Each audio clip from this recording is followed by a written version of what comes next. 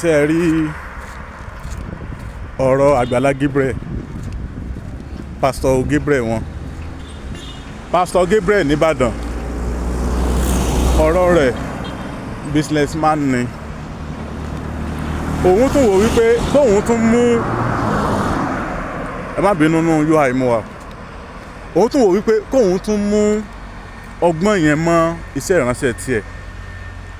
Ní ló fi ń lọ wá àwọn aláìsàn lóríṣiríṣi, àwọn tí ó kù díẹ̀ káàtó, wọ́n á wá wọn kàn, wọ́n á gbé kámẹ́rà lọ sọ́dọ̀ wọn, wọ́n máa ń rán àwọn èèyàn wọn tán bá ní, wọ́n á rán àwọn èèyàn wọn pé kí wọ́n lọ síbẹ̀, kí wọ́n lọ wò ó ṣé ẹni yẹn wọ́ọ̀t kí àwọn gbé kámẹ́rà lọ sọ́dọ̀ ẹ̀, káwọn lọ ṣe interview tó máa pa owó àbí ò ní pa owó.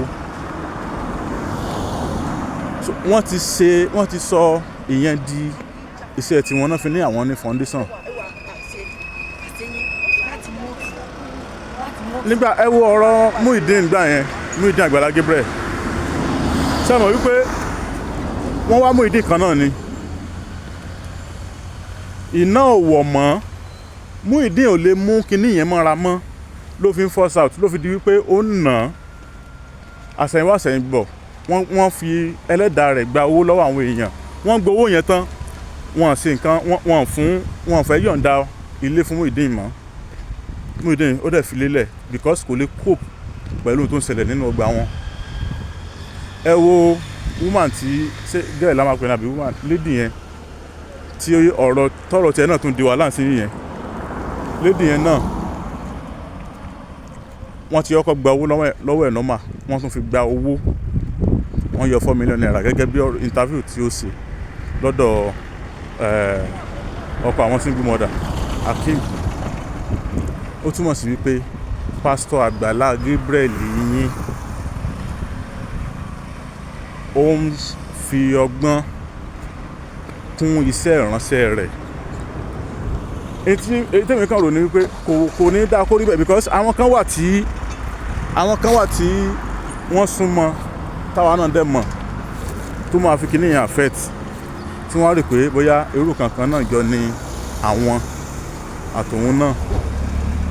Nígbà tí èèyàn wà nú àìsàn tó tó báyẹn, ó dẹ̀ ló fẹ́ ràn lọ́wọ́, ẹsẹ̀ ti kámẹ́rà, ó ti níye tẹ́yìn náà máa yọ, ẹ̀dẹ̀ lẹ́yìn ṣiṣẹ́ ìránṣẹ́, ṣé n tọ́lọ́run fi rán yín nìyẹn? Pastor Agbala Gabriel, ṣé n tọ́lọ́run fi rán yín nìyẹn? Ẹlẹ́fẹ́ help èèyàn, ẹ̀ ń gba owó lọ́wọ́ ẹ̀ before kẹ́ tó set kámẹ́rà fún. Ó túmọ̀ sí wípé business àwọn fẹ́ ṣe o. Àwọn tí wọ́n ṣe ìránṣẹ́ Ọlọ́run tí wọ́n tọ́kàn jẹ́ bloggers náà lè ṣerú nǹkan yẹn, wọ́n á mọ̀ pé business ni o madam, tábà ti bá ń gba bóyá 5 million naira, àwa náà á gba bóyá 500,000 bẹ́ẹ̀ o. Wọ́n á ti jọ ní rapport pé okay, wọ́n á sign pé okay, because kò easy náà kéèyàn tó sọ wípé òun fẹ́ báyàn tọrọ owó ní online. But ẹ̀yin mú iṣẹ́ ìránṣẹ́ mọ́tọ̀dọ̀ yín,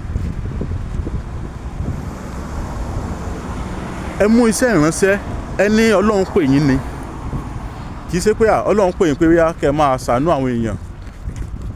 Ẹni Ọlọ́run pè yín láti máa tú àwọn ẹ̀dá kan sílẹ̀, kí èyí tó wá ṣe tó jẹ́ pé bọ́lọ́run ṣe pè yín tó, ẹ̀ ń fi orúkọ wọn gba owó pẹ̀lú àìsàn tó ń ṣe wọ́n, ẹ̀ fi ń gba owó, ẹ̀yin náà tún wá ń yọ percentage yín níbẹ̀, ẹ̀ tún máa ń yọ ju Olóhun lọ.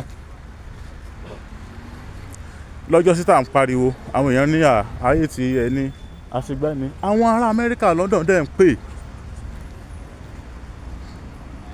wípé àwọn táwọn ń fi owó sílẹ̀, àwọn ò gọ̀. Ẹ má jẹ́ kí oore ṣíṣe sú àwọn èèyàn, because ṣíṣe oore tí wọ́n ń ṣe oore tí ó bá ti ń lọ lórí wípé àwọn nǹkan báyìí ń ṣẹlẹ̀, ayé ò ní fẹ́ ṣe oore mọ́. Ẹ wò, Ọládìkan Àyìndé abẹ́rẹ́ ọ̀rọ̀ ló kọ mi. Bàbá kan bẹ nílùú Ọ̀yọ́ Aláàfin, Òjòpàṣẹ Kẹrẹmọdẹ́mọ Àtìbà, Ifá Bùkọ́lá, Ifá Glory, Àtàndá olórí àbọ́là nílùú Ọ̀yọ́. Bóyá ẹ fẹ́ bọ orí, ẹ fẹ́ bọ fá, iṣẹ́ yín ò lọ déédéé, ọ̀rọ̀ ayé yín ò sú yín, ọ̀rọ̀ ayé yín ti sú yín jàre, gbogbo ẹ̀rí bákan bákan. Ẹ kàn sí bàbá yìí, wọ́n wà ní Sábó nílùú Péjú wa, Sábó ní Ọ̀yọ́ Aláàfin, Òjòpàṣẹ Kẹrẹmọdẹ́mọ Àtìbà.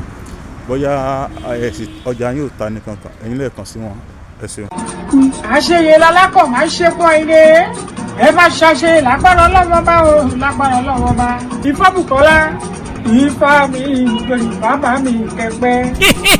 bẹ́ẹ̀ ni o Elédùmarè fi àṣẹ wí bẹ́ẹ̀ jẹ́ bẹ́ẹ̀ ṣe wí àtẹ̀gbò ṣùgbọ́n ó ní àwọn ẹ̀dá kan tẹ́lẹ̀dùn àfihàn wípé kí wọ́n máa fi tú kí wọ́n sì máa fi ṣiṣẹ́ ìwòsàn. àdúpẹ́ o Elédùmarè ó ṣeun ẹja tó ń da ibú náà mú òjú apá lọ. babaláwo Ifá Bùkọ́lá Ifá Glory àtàndá olórí àbọ̀là ní Èdùmarè ń lò lọ́wọ́lọ́wọ́ láti kojú gbogbo àìsàn àti ìdí ayé gbogbo tó ń da ọmọ ènìyàn láàmú. àbá ẹ bá mi kálọ o sọdọ̀rọ̀ àtàndá olórí àbọ̀là bẹ́sọ̀rọ̀ débẹ̀ dandan yóò dẹ̀rọ̀ o gbogbo ayé ló lọ síbẹ̀ o. irú ìṣòro àìsàn wo ni tiẹ̀ àìní iṣẹ́ gidi lọ́wọ́ ìpọ́njú ìkórira promise and fail ìjákulẹ̀ lẹ́nu iṣẹ́ kí èèyàn ṣiṣẹ́ kó má lákòjọ. ogun ni àìrọ́mọbí àìrọ́kọ tàbí aya rere fẹ́ oyún ìjó tàbí oúnjẹ ojú oorun. báwo ra rẹ̀ ràn tètè ojú kó jàǹkárí wọ̀ ìdènà ní ẹnìkan kò lágbára o àyàfi ọba Èdùmàrè tó ní káwọn ẹ̀dá kan máa fi ewé àtẹ̀gùn ṣèwòsàn tó sì rí bẹ́ẹ̀ ṣe bẹ́ẹ̀ ọ̀gọ̀ọ̀rọ̀ àwọn èèyàn ni wọ́n ti dá láyọ̀ babaláwo Ifá Bùkọ́lá Ifá Glory àtàndá olórí àbọ̀là ẹ̀ ṣe o Ẹlẹ́dùmarè tó ń tú àṣírí gbogbo ogun fún yín ò ní padà ẹ̀yin náà kàn sí wọn gbogbo ẹni tí ayé rò pé kò lè rí ọ̀nà àṣeyọrí mọ́ bóyá ẹ̀yin sì fẹ́ bọ́rí tàbí ẹ fẹ́ bá Ifá ní gbólóhùn ẹ tún lè ta Ifá lọ́dọ̀ wọn ẹ kàn sí wọn nílùú Ọ̀yọ́ Aláàfin bus stop tẹ́ ẹ bá ti dé kí ẹ sọ fún ọlọ́kadà wípé ọ̀dọ̀ bàbá Ifá Bùkọ́lá Ifá Glory àtàndá olórí àbọ̀là lẹ́ ń lọ wọ́n wà ní ìlú péjú 1 sábò Ọ̀yọ́ Aláàfin telephone 08038348630 tàbí 0705288104 ọ̀kàràkàn yìí ná Ifá gbáyé lọ ìrí òkè gbogbo wa. nínú òní di o yọ ọ yẹ wa o kò ní yẹ ẹ lẹ fún wa ó ti rí bẹ́ẹ̀ ó ti ṣe bẹ́ẹ̀.